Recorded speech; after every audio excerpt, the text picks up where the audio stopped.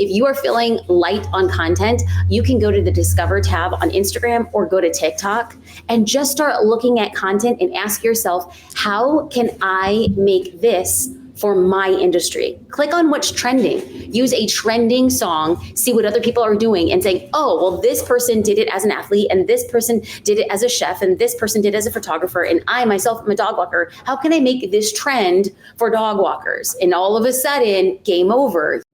You're watching Young and Profiting Podcast on YouTube.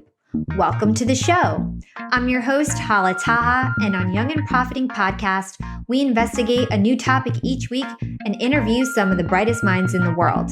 Before we get started, hit the subscribe button and don't forget to click the bell icon to be notified every time we drop a new video. Hey everybody, welcome to a live episode of Young and Profiting Podcast. I am here with Jasmine Star. Jasmine Star is a world famous podcaster. She's a social media guru. She's a blogger. She's a photographer. She is a woman of many different talents and I can't wait to dig into all of this. Jasmine, I adore you and welcome to the show. Thank you so much. I'm happy to be here. Guys, I want this to be interactive. So tell us where you're listening from, drop in your location, tell us your name. And if you have a question for Jasmine, she is the ultimate social media expert. She's a rock star on Instagram and TikTok. If you have any questions about growing your business, growing a niche business, creating your niche, anything along those lines, drop us a question. And if it's relevant, we will pull it up and bring it up during the relevant part of the conversation. So Jasmine, the way that I love to start off these interviews is to find out more about your background, because I feel like your upbringing had to have impacted the way that you are today. You were so outspoken, so outgoing, so hardworking, so knowledgeable. And I have a feeling that your immigrant background may have had a lot to do with it. So talk to us about being from an immigrant family growing up, what it was like for you growing up, and how you think that shaped you today. There's a few key factors that come into play that I think bubble to the top of my mind. My father is an immigrant from Mexico and my mom is from Puerto Rico. They met in East Los Angeles and I'm the eldest of 5 children. I have a twin sister and all 5 of my mother's children were homeschooled and we were homeschooled simultaneously. So I think that really shaped the way that we showed up in the world. It fostered creativity. It gave us a lot of freedom. And at the same time, even though I was consistently testing behind the curve. So I didn't learn to read until I was 11 and a half years old. And for all intents and purposes, I think a lot of parents would be worried, but my mom was so free flowing and she firmly believed that when it would hit me and when it would click, I would just be off to the races. And she was right. I am now an avid reader. I'm an avid writer. I am still pursuing creativity and finding ways to, number one, build businesses around creativity. I am the founder of Social Curator. It is a social media subscription. And so how did we go from, my husband and I are business partners. How did I go from a girl from immigrant parents who was consistently behind the curve to getting a full ride academic scholarship to college and then a scholarship to law school? So that was like a nutshell version of like what the upbringing looked like. But I think it adds color and context to why I'm a huge advocate for people who have seemingly impossible situations to be faced with the possibilities, regardless of what your background is. Now the internet has been democratized. There are people like you who are creating amazing content, teaching and helping other people. And now everything is at our fingertips. And this conversation really fosters this idea of what can we take with the little we have and then maximize it. Yeah, that's so interesting. I knew that you had a twin, but I kind of forgot about that. I wonder how that kind of shaped who you are, because you are so outgoing. And I wonder if it was because as a twin, you always had to kind of stand out so that you wouldn't be kind of bucketed with your sister. Is that correct at all? Or how do you feel like being a twin has shaped your personality? So in 2 distinct ways. Most people would never guess it, but I am on a scale of 1 to 10, I'm level 12 introvert. So people will, take the outgoing side of me and say, oh, you must be extroverted. And I'm like, no, it's actually quite the opposite. I'm an outgoing introvert. And I think that being a twin, it has given me the luxury to, in certain circumstances, where my sister is a lot more extroverted and she's more outspoken and she's always been the center of the party. I was always always the person to stand against the wall on the outside looking in. And I think that as a business owner, that's really empowered me. I actually, if nothing else, people would say, oh, well, Jasmine has all these awards for photography and entrepreneurship, and she has her own business and whatever the case may be. But I'm thinking that my superpower isn't being a strong entrepreneur. My superpower is watching people. I see patterns and I see trends, and I could see repeats and where the gaps will be, and to start creating content and resources for those gaps. I think if anything else, nobody would actually say, oh, her superpower is pattern matching. And I would come out and say like that 100% is the case. And I think it was shaped early on by being a twin. But also what I realized that even though my sister was more outgoing, she knew more people, she was the center of the room, I don't think that my sister spoke up for herself enough. And so she was so kind to so many people that I found myself in a way like, not pushing people out of the way, but pushing doubts out of the way and pushing fear out of the way and telling my sister, no, you're going to go and do this. And this is who you're going to speak to. Now go off and do that thing. And now I realize that I do the same now with business owners. Like I push like fear and doubt from people. I'm like, no, you're enough. Get out there and go out and do it. And so I think that those two things have really shaped the way I show up. I love that. So previously you alluded to the fact that you got a full ride scholarship to UCLA for law school, which for somebody like yourself, I know you were really into academics. You probably worked really, really hard for that. So talk to us about what your law school journey was like, because you ended up dropping out. Talk to us about that pivotal moment in your life and why you had to make that tough decision. Well, I think it's important. I did end up getting a law school scholarship to UCLA, and I was also given scholarships to UC Berkeley and other top 10 law schools. And it comes on the back of having graduated with straight A's from college. But when people hear that, I want to be very clear and let people know that I was never at all in any way, shape, or form the smartest person in the room.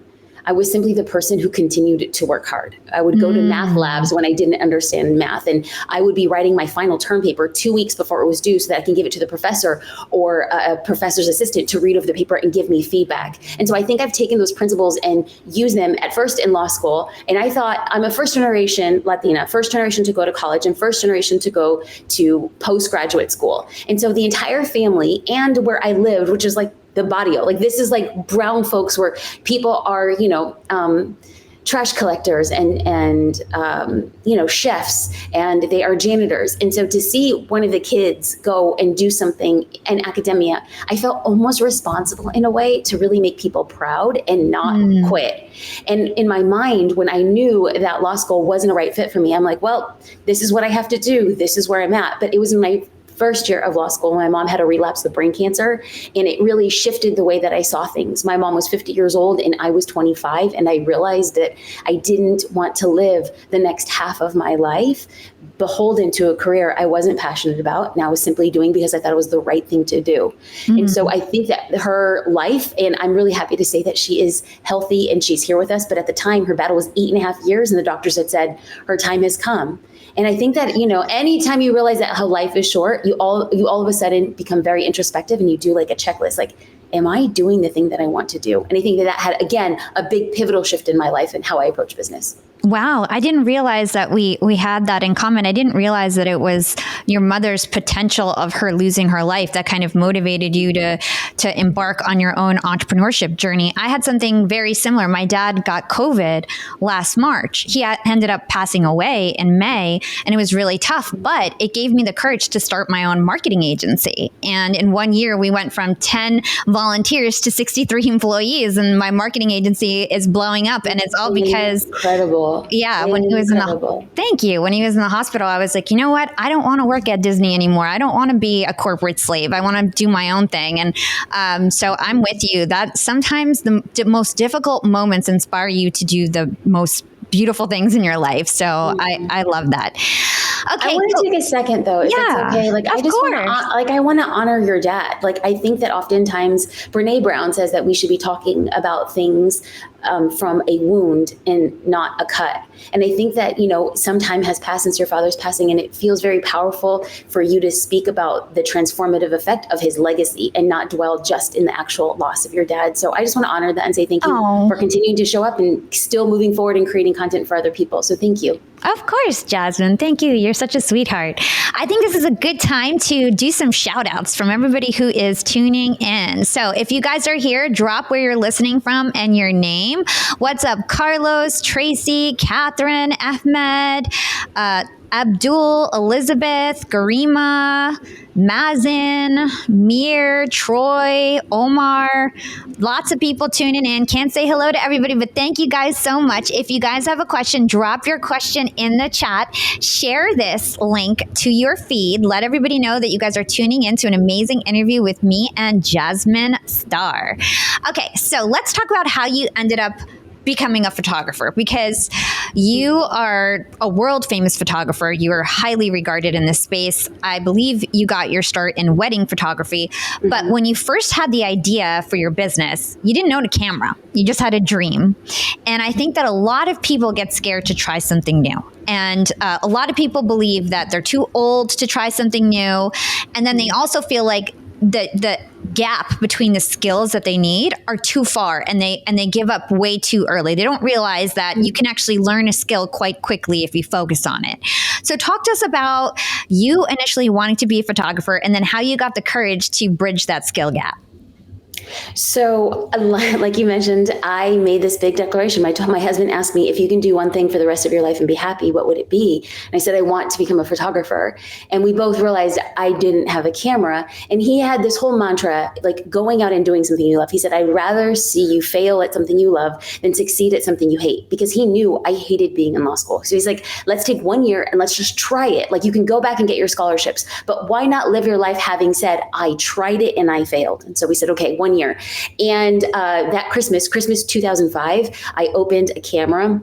Now, this is the type of camera, I'm not going to get geeking out on gear, but this is like the kind of camera that you can get from like Best Buy. It's what they call a prosumer camera. It wasn't even like a professional camera, but to me, it was like the world. It was like a passport. And so I went to Google and I just started reading about what photographers did and how they learned. And I started teaching myself how to become a photographer. And I would take my camera every single day. My camera was glued to my hand. And when I first started, I was terrible. In my mind, I was like, oh yeah, I can take great photos. And then all of a sudden, practicality came, I was slapped upside the face being like, you're not very good.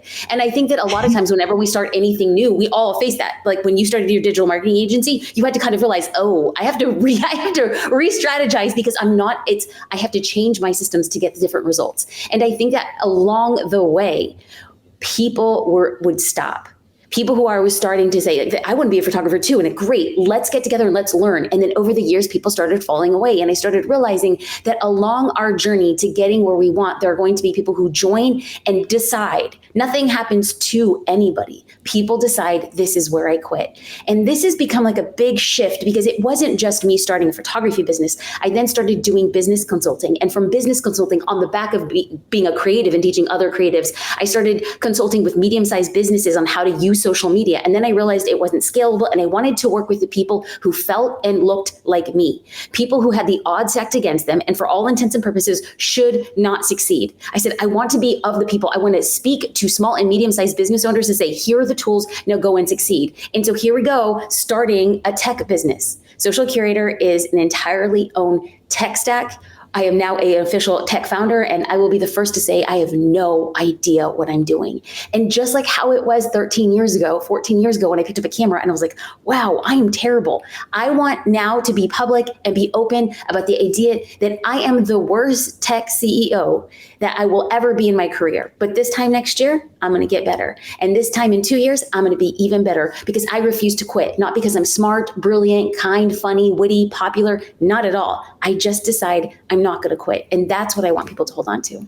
Oh my gosh, that is super, super powerful. I love the fact that you said that you guys decided you were going to try it for a year, because I feel like that gave you enough pressure to make it happen in a year, where you were getting enough progress where you wouldn't have to quit. Yes. But it also gave you flexibility to realize this isn't the end of the road and to not get overwhelmed. So I feel like that's a great tip. And also along the way is like, oftentimes we put this pressure. Elizabeth Gilbert talks about monetizing your passion. Is like, just because I was passionate about photography, I didn't want to put so much pressure to immediately monetize. Because when you say, I'm going to become a baker or a videographer or a graphic designer, and then you say, I need money now, all of a sudden, the way that you make decisions becomes money driven instead of education, pursuing curiosity, passion. And so the way that I decided to approach it was I still had a job as I was trying to become a photographer. So I didn't feel like I had to immediately monetize.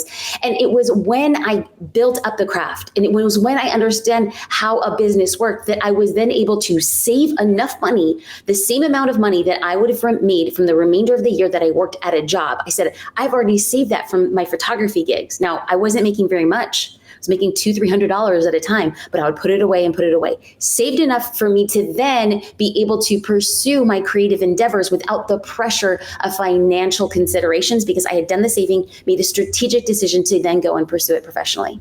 Oh my gosh, we have so much in common. I didn't realize how much we have in common. I started Young and Profiting as a side hustle. I worked at Hewlett Packard in marketing and then Disney. And I even started my agency as a side hustle. I waited 6 months, grew it to 35 employees, and then quit my job. I waited until I could pay myself the same amount of money that Disney could pay me before I quit. Because to your point, it's way too risky, I think, to just start from nothing and give yourself all that pressure when you have time to build your craft and build your following and really get your idea down. That's when I think you'll become really, really successful, not just jumping in with no plan. Or I feel like I love the conversation that we're having right now, because so few people are actually celebrating the side hustle. Oftentimes it's that, oh, I'm like a weekend warrior. This is my side hustle. It's just a thing. Why not just be so dang proud that you are doing something that very few people have the courage to do? So instead of acting as if it's like a weight, we act as it's a kite. It's going to carry us to where we want to go next. So 3 cheers. Any who are in the chat right now, who here has a side hustle? Yes, we want to hear and be proud of it. We want to shout out the side hustles. So let us know what it is you do. Yeah, 100%. If you guys have a side hustle, let us know. Put it in the chat. If you have a question for me and Jasmine, put it in the chat. I see that there's a lot of people commenting here, but we want to see some of your questions. But I have a million questions for you, Jasmine, anyway, because you pivoted into social media. Or you might have done it at the same time. I'd love to understand like how you ended up building your expertise in social media, because it seems like you're very good at learning things on your own. You learned how to become a photographer, and I'm guessing that nobody coached you to be good at social media, and you figured it out. So I want to hear about that. So I think this goes to be said for anyone. The goal of every time I have an opportunity to host a live chat or be on a podcast, I want people to hear my story and say, if that hot mess can do it, then I can. I want to stand in front of people and just say, I'm an extraordinarily average person with an extraordinary desire to do something great. And I think that I simply take the tools that I have. I am not particularly smart. I am not particularly technical. So if I know that specifically as we harness that previous conversation around being homeschooled, is like that level of creativity. I learn by doing. And so I picked up a camera and I was terrible. And then I continued to pick up the camera until I became less and less terrible. And that was the exact same thing with social media. People say, oh, Jasmine's a social media guru. And I'm like, actually, I'm not. I'm just a girl who does social media. And I'm just a girl who does social media consistently. That's it. My big claim to fame is like, well, if that girl's nothing else but consistent, right? I don't have to have viral reels again and again and again for people to take me seriously. So how then does one learn social media? By doing. Because so often I feel like I'm going to call people out right now, but so often we consume about the how of social media. And without ever doing it, you will never know its power and how to harness it. So how did I begin my journey with social media? I feel like social media came to me. So when I started my business, maybe people feel the same way. I had no money. I had no education for the thing I wanted to do. I had no connections. I was underfunded, underconnected, undereducated, all the unders. So if I then knew that, my objective would be to take what I had that was for free. And at the time, as I was building my business, this crazy thing called Twitter and Facebook came around. And so I was like, nobody cares about the pizza I'm eating for lunch. Nobody cares about my dog. And then lo and behold, when I started testing it, I realized people care about the pizza and people care about the dog. And I started realizing that when you can weave your personal story into your brand narrative, people become connected to the origin of the business and they become advocates for it. And so all I began doing was creating social media content. And then all of a sudden I hit an inflection point because around 2010, 2011, Instagram hit the scene. And I started realizing that specifically with this brand new platform that was coming out, that my content should be less about me and more about what my business does for my followers. And it was around 2015 that I started seeing a complete shift in the followers I was attracting, because there were followers who were turning into customers. And then they started sharing my work. And I started realizing that they were sharing my work because they themselves derived value from it. So anybody who hears this and say, okay, but what's my takeaway? The takeaway was that you can learn anything you want to learn if you so choose. And then once you decide to embrace the suck, do it again and again and again, you will be able to pivot and innovate from there. So I started off on Twitter, moved to Facebook, which I'm still active on Twitter, Facebook, Instagram. At the time when Snapchat came around, I'm not so active on it. But every time a platform came around, TikTok, Pinterest, all of these platforms, LinkedIn, to starting a podcast, showing up and just putting out work teaches you how to continually show up and put out work. That's just it. I 100% agree. I feel like experimentation and throwing stuff out, seeing what your audience like or doesn't like, leaning into what's working more and more, paying attention to your analytics. I think all of that is key. And I think it's important to learn from other people, but do it yourself. That's the best way to actually learn and gain something from it and become an expert yourself on some of these platforms. So I do want to talk about niching your audience and creating a niche market, because you're really known for doing that. So talk to us about the importance of having a niche market, because when I got my MBA, and one of the things that some of my MBA teachers taught, and then also on Shark Tank and things like that, they always talk about you want to make sure that you're able to sell to a broad market because you want as many people as possible to know about your product. So help us understand the logic of creating a niche market and how you do that and what the advantages are compared to having more of a broad market. I love this question. I think it actually parlays very well with what Catherine Ponzi asked. She said, what advice would you give someone with a new or small Instagram account in order to grow the account?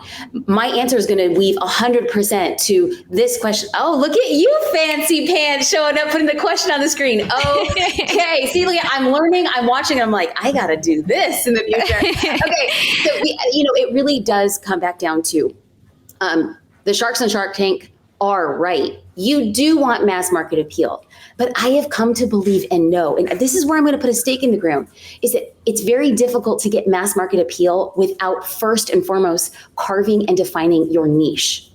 Because then what you can do is that you want to think about your niche being the center point of a target. And the minute you fill in that center point, and the minute that you speak to that audience so clearly, you can then add concentric circles around that main point. So let's first and foremost get tactical. For somebody like Catherine, well, what do I do if I have a small audience? Number one, I would love for you more than anything to give, and give.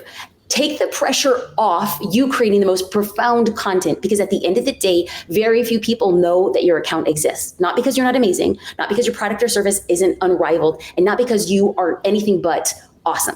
It is simply because they don't know you're there. In order to get people to your account, you should, number one, be giving comments more than 4 words. You should be liking photos of people who you think would be dream customers, and you must be responding to direct messages every single day. If you say, Jasmine, I'm not getting direct messages, great. Go to accounts where you can follow stories, and if you have if you can vote on something, vote on something. And if you can respond to a story, respond to a story. We want to create a little tiny kingdom that is your business, and your kingdom is up on a hill. And then there's the villagers down below. How do people know that your kingdom is on the hill? You have to go down into the village, tell everybody, hey, there's a kingdom up there. And how you do that is by giving comments, liking photos, sending DMs, so people become aware. So when we go back to niching down, this makes creating content so much easier. If you feel frustrated, if you feel overwhelmed, if you feel like creating content is taking so much time, let's narrow it down to not just a niche. I'm actually going to upload this. I'm going to say, create content for one person. Who is your dream customer? What do they want? What do they need? What solutions are they looking for? And when you just think about that one person and you create content and you speak to that one person, I know it's natural for you to think, well, if I create content for one person, well, then nobody else is going to buy. It's actually quite the opposite. Studies have shown, and business owners will tell you, that when you speak to the 34-year-old farmer who wears flannel and likes hard hats and listens to country music and drinks Budweiser, like, You create content for that person. It's very different than creating content for the 56-year-old Manhattan woman with 4 children who vacations in the Hamptons. When you create content for those 2 separate people, it will resonate differently. So the big question is, do you know who your dream customer is? Because when you build that out, your content becomes entirely different. And then you get to, looping back to Catherine's question, give engagement to who you think your dream customers are. That is how you scale. I think I couldn't agree more. I feel like these are such great strategies. It seems like common sense, but people don't do it enough. I think the other key to this community engagement piece that you're talking about is that it signals to the algorithm that this is your community, that people should see your content. I know that for a fact on LinkedIn, for example, when you DM and comment on other people's stuff, they start to see your stuff more in their feed. So that's really important. You can't just post content up and then not engage with people who may want to see your content. That's a really, really smart tip there. And so I love that. Let's talk about hashtags, because I know you have a strong perspective about the right way and the wrong way to use them. Talk to us about that. Well, hashtags, it's like people believe that hashtags is like a silver bullet. People believe that hashtags is like that diet pill that's going to give you a 6-pack before you go on summer break. No, hashtags are for discoverability, not engagement. When people say, well, what are the ones that work? And I'm like, no. The question becomes, which ones do you want to work for? They don't work for you. Your content must be serving the hashtag perfectly, which is why when people use the same 30 hashtags, it becomes less and less effective. Not because your content isn't great, it's because the content isn't pertinent to the hashtags that you're using. So I like to describe hashtags as a neon sign that will attract particular people to look at your neon sign. So if you and I were to walk onto a crowded subway in New York City and you were wearing a neon sign that said hashtag NFL football, and I wore a neon sign that said hashtag NFL football, and then you sat next to a person and you started talking about the Super Bowl and all of the stats, and I sat next to a person and started talking about nail polish, the neon sign in my conversation, and the conversation here in this analogy is your caption. Doesn't match. Now, if your conversation, aka caption, is talking about the Super Bowl and statistics, and then your visuals, maybe you're wearing like a New York Jets jersey, that visual is conveying, now this neon sign matches the visual, matches the conversation. I have a higher likelihood to engage. But first you were discovered, everything checked off. Now that discoverability could lead to engagement. But if I go in and I'm wearing a neon sign that says hashtag NFL football, and I'm talking about nail polish, and I'm wearing a bright red dress and in a fedora, people are like, that doesn't make, or actually, how about this? How about I wear the NFL neon hashtag sign and I am talking about nail polish and I'm wearing a bikini. God knows I will not wear a bikini, but if I was, what I'm going to do is I'm going to attract attention, but I wouldn't, if I was on the hashtag looking for NFL football, I wouldn't get the engagement that I so desired, which is why it's so important to be thoughtful about the hashtags you're using, but to break it down in specific categories. Using hashtags for less than, for searches for less than 500,000, I think is going to be better for you. You don't need to use a hashtag with 5 million posts. It's going to be so much harder to get discovered.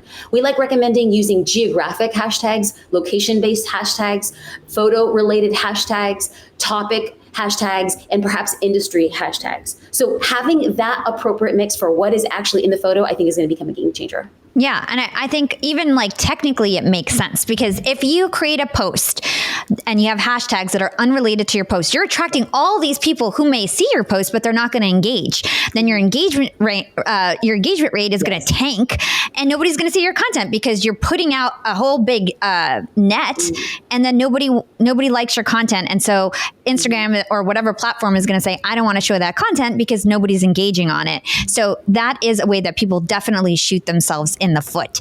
Yep. So let's talk about captions. Then I have to do a commercial break. And if you guys have questions, pop your questions in the chat, and we're going to do a little short Q&A with the audience. I do see some questions there. So you guys have a little bit of time to pop in your questions.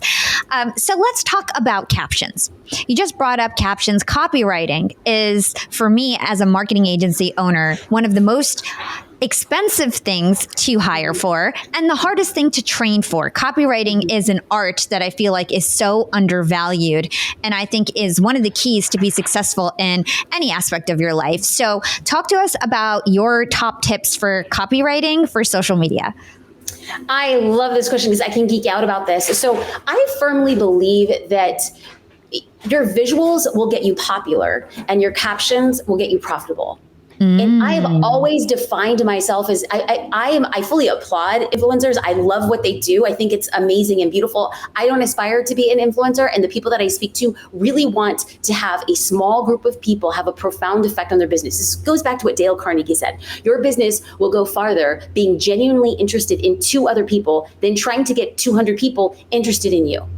So I have firmly believed that when you are writing captions, number one, for that one dream customer, when you can write clearly to his or her desires, his or her pressure points, and speak clearly to the solution that your business provides as a value to them, game over. Will that post go viral? Will it be repurposed on Goodreads? Will it be repurposed on like Huffington Post? Maybe. Maybe not, but that's not your concern. So how then do we become strategic when it comes to writing captions? Inside of Social Curator, we created the HIC formula. This is a foolproof way to drive engagement. HIC is an acronym for H, hook, I, insights, and C, call to action. Now, what we often see, people pour out their hearts and write this powerful caption, and then nobody responds, and people say, why aren't people responding? And when I read the caption, I'm like, oh, you didn't ask for them to respond. You didn't tell them what you wanted to do. So we want to do, specifically when it comes to Instagram, they've truncated your caption just to what you can see to the first 2 lines. It's about 120 characters. So we want to make sure that our hook at the beginning of the caption is going to stop somebody's scroll and have them click on the read more. So every time somebody clicks on the read more, it is an indication to the algorithm that they're interested in your content, even if they do not like and they do not comment. My objective is to inch you closer to pointing to the algorithm that my content is something you want to read. So how then do you hook somebody? Well, since we're creating this for LinkedIn, and I was creating a post on LinkedIn, I would say calling all, and then I'm going to create an industry specific title. Calling all photographers, if I was a brand photographer or educator. Calling all social media managers. What I'm going to do is I'm going to segment my audience so that their antennas come up because that particular post is tailored towards them. Or I could say, can I share a juicy secret? Oh, okay, that's a hook. We're going to click on the read more. What we're going to do is we're going to hook and then reel them in. And then what we do with the I for insights, we're going to share 2 to 3 insights that build the know, like, and trust factor. Now, these insights aren't just I like Reese's Pieces and I like going to the movies. They're going to be about what your business does for your followers, but it's going to personalize your approach. So, you would absolutely talk about your digital marketing agency, and your 2 to 3 insights is how you have an onboarding call. You want to make sure it's tailored for them and you want to remove the stress. Those are 3 insights. Then you get to the C, which is call to action. What do you want those people to do? Respond with a quiz, respond in the affirmative, ask a question, ask for suggestions, have them go over and sign up for a newsletter, sign up for your website, whatever it is, you want your call to action to be very clear. What do you think? So that then you can give people an easy way to engage. Oftentimes people aren't engaging because they don't know how. You ask a question, they will respond. Yes, I totally agree. So that's HIC, hook, insight, call to action. Did I get that right? I love that. Girl. Look at this. Smart. I love it. Okay, one last question on this social media topic before we get to our little break, and that's about photography, because you have a photography background, and I noticed that some of your services in your social curator business is really differentiated from others, like photography and stylist services. And I thought that was really unique. So I wanted to understand, what is your approach with photography and social media? Because I think a lot of people miss that. So we know that social media, specifically if we're talking about visually driven platforms like Instagram, is that in order to get somebody's attention, the visual piece actually matters. But what I really want to dissuade from, and this is different from what I said back in 2016 and 2015, I used to tell people that your Instagram feed should feel like you were walking through a museum. Somebody understood your point of view. It should feel like they were flipping through a magazine because you were the editor. And at the time, I stand by that's what Instagram used to be. But it has since been the complete counter opposite to that. Nobody's going to go to your feed now and expect it to be a museum or a magazine. Oftentimes people become so paralyzed, that the feed isn't pretty anymore. And I'm like, it doesn't matter. In fact, there's been a boomerang effect. People want raw authenticity, vulnerability, and professionalism, but not professional in such a curated way that all of a sudden people don't understand. So on the inside of Social Curator, every month it's a subscription. We give social media tools and resources. So I do group coaching. We have an action plan. So this month's action plan is going to be how to show up on Reels and Stories and batch them consistently. And then we have a challenge around that to keep us accountable. But how then do we actually do this? Well, we provide scripts. We provide photos. If you want like a cover photo, you can go into a gallery of 4,000 images and search for an image that will move you forward. So we're on LinkedIn. I believe everybody should have a visually stunning header on LinkedIn. If you do not, you are just losing an opportunity to really showcase what it is you are, who you are, and what it is that you do. So along those lines, it's about connecting the visuals, but actually having a strategy so you don't feel like you're spinning your wheels, wasting your time. I love that. I think that is excellent advice. Okay, from Elizabeth. What is the most important thing a social media manager should be doing? Oh, Elizabeth, I'm not sure you're going to like my answer, but I'm going to say it anyway. The most important thing a social media manager could and should be doing is creating content for themselves. It's very often commonly held that a cobbler's children don't have shoes. So back in the day, cobblers were people who made shoes, and their children, it was said, because they were so busy with their customers, that their children went barefoot. How often as a social media manager are you so busy creating content for other people that you neglect it for yourself, and you in the long term are doing yourself a disservice? Because I've always maintained, and I firmly believe, that people don't know what they want until they see it. And so as a social media manager, if you want your clients to be creating reels, you must be creating reels. You must be able to have pertinent, I just used the word pertinent because somebody said the word pertinent. I was like, I'm fancy now. You must have like pertinent analytical advice and feedback as to you being a practitioner, seeing what works, and then serve up to your clients a short path to getting the success that they want. So first thing and most important thing, create your own content. I love that. I think that is so true. You've got to build your personal brand, because if you ever want to go out on your own, you'll be stuck at ground zero. If you build that up while you're working for somebody else, when you're ready to do your own thing, you've got your built-in audience ready to buy from you right there. So I think that is excellent advice. I'm just trying to find some other great questions. Let's see. Oh, this is interesting. Where do you find content when you're light on material? Oh, like shameless plug, I would go to Social Curator. Like we built Social Curator for that business owner who feels like I just need to be told what it is to do and then streamline it on my own. So you have captions that you fill in the blanks for. You have daily action plans where you can mark off and keep track of what you're doing. And now for people who are just like, no, I don't want to be sold to, no problem. If you are feeling light on content, you can go to the Discover tab on Instagram or go to TikTok and just start looking at content and ask yourself, how can I make this for my industry? Click on what's trending. Use a trending song, see what other people are doing and say, oh, well, this person did it as an athlete and this person did it as a chef and this person did it as a photographer and I myself am a dog walker. How can I make this trend for dog walkers? And all of a sudden, game over, you can start contextualizing. It's about contextualizing and recontextualizing for your industry that your creative juices start going. We have one more question from Catherine, who's just rocking with the amazing questions here. I was going to ask you this anyway. So what are your top tips for batching content? So I am producing 3 to 4 reels a week. And I'm posting also on TikTok in the same frequency. And what I try to do is batch all of the content 2 days out of the month. And so I'll set aside 5 hours every other Friday. And what is so important is to have a plan going in. I know the reels that I want to create. I also write down the copy for the reel.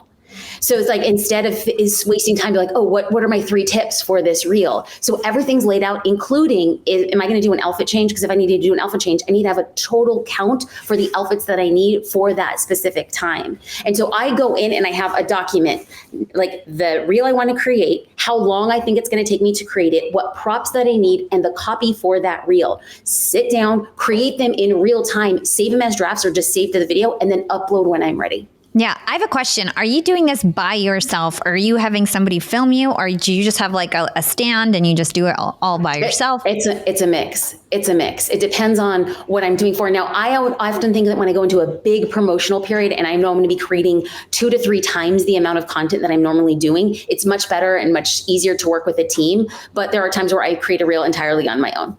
I love that. Okay, I'm going to get back to the interview, guys. If you guys have any other questions, just pop it in the chat. We have about 15 minutes left with Jasmine Star, who is a world famous podcast host and the CEO of Social Curators, and she's amazing. So let's talk about Instagram growth strategies, because there's lots of debate about this topic. Paid celebrity shout outs, buying, meme pages and then converting them for your business. Instagram engagement pods. There's lots of ways to kind of hack and grow your following really quickly. So how do you feel about these strategies as somebody who definitely, I think, strives for organic growth? How do you feel about these other strategies that people do to quickly grow their Instagram? I mean, I'm about to burn half this audience. Like I'm going to say, like, I liked her up until this point, but not anymore. I despise them. I hate them. I think that I hate them the same way a personal fitness trainer hates diet pills. I hate them the way that a doctor would hate steroids. It's like when you're taking steroids, you look really great, but that means you have to be on steroids for the rest of your life, and then your body becomes immune to them. I do not believe that a paid shout out is worth it, because you don't even know how much of that target audience is going to be your dream customer, and how many of them are going to follow, and what actually does that endorsement look like, and how, is it a shout out on a story? Great. You have 24 hours, about 2 to 3% of that person's following who may or may not click on your profile after. So it's on average 2 to 3% of your followers are going to see a story within a 24-hour time period. If then that became the case, how many of the 2 to 3% would actually click on the shout out to get over to your page? How many of them who go to your page will actually like and follow? And then how many of the people who like and follow will actually become a customer? There's so many fiery hoops to jump through that I could think of a far better investment of you spending your money for that shout out. As far as converting accounts from like a meme account or an inspirational account into your own, it takes a lot of work, and it's a gamble. And so I just think to myself, if I'm going to take a gamble on growth of a meme page or growth from my own, I'd rather gamble on my own page, because yes, both of them are a gamble.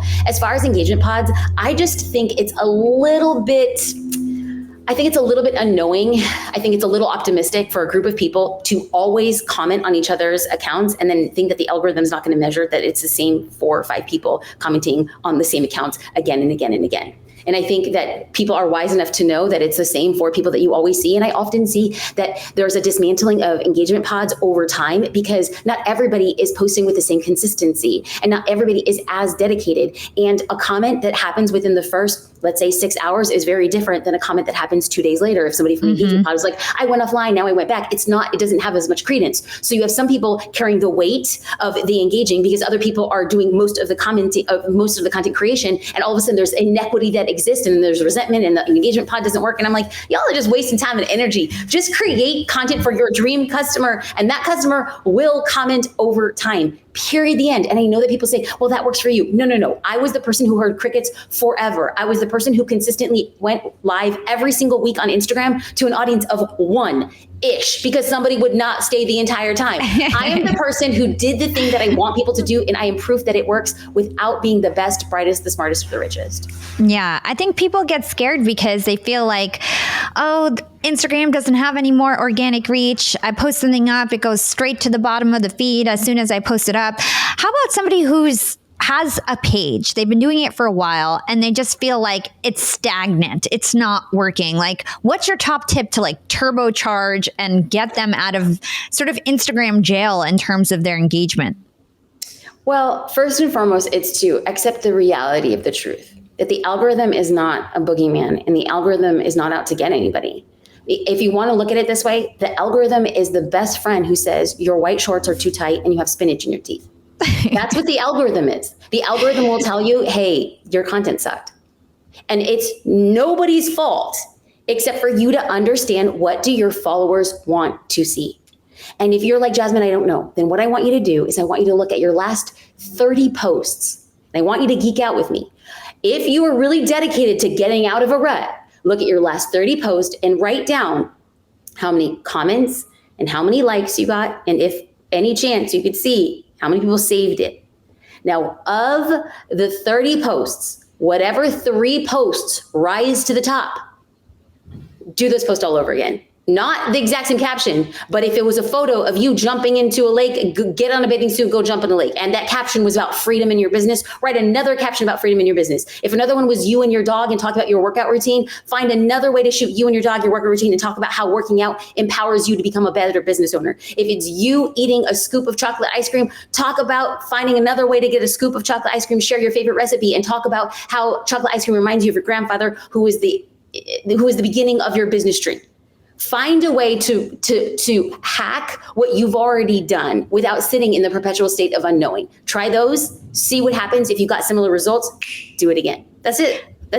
I think that's great advice. In your experience, would you say that it's easier to kind of resurrect a dead or poor engagement account than start from scratch? Like if you had a page, let's say you have 2,000 followers, you're not really active, it's kind of a dead account. Are you better off starting from scratch or trying to resurrect that account?